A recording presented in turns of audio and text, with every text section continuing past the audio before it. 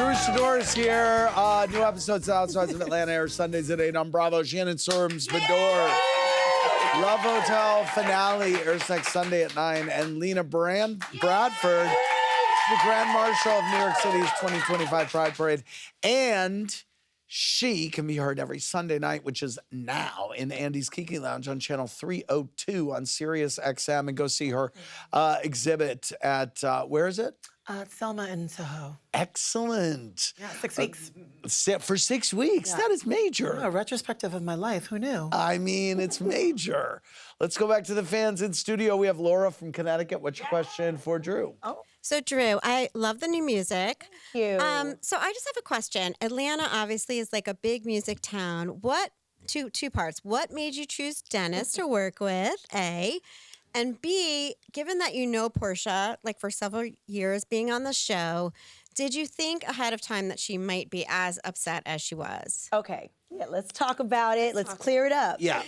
So, yes, I have been signed to Def Jam. Vince Herbert signed me. I've been assigned to Babyface, Slip and Slide.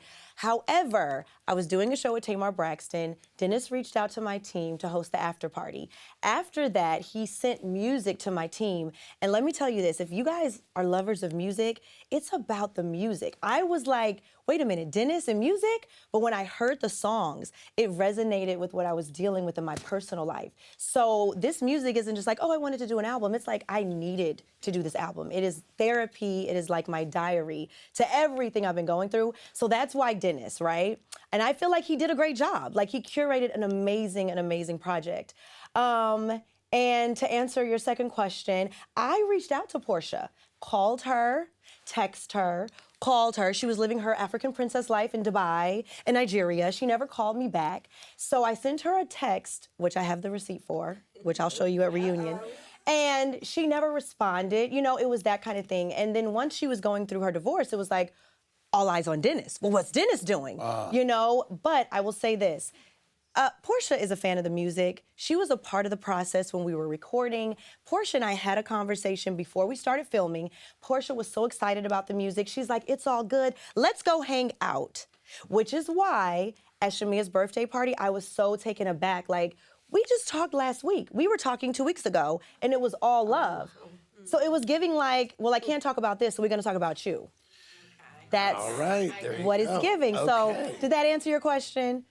I hope it brought some clarity to the situation. Absolutely. Because Porsha and I were friends, and I just feel like, you know, she said she was okay with it, and if she wasn't, I wish she would have told me as a friend, you know?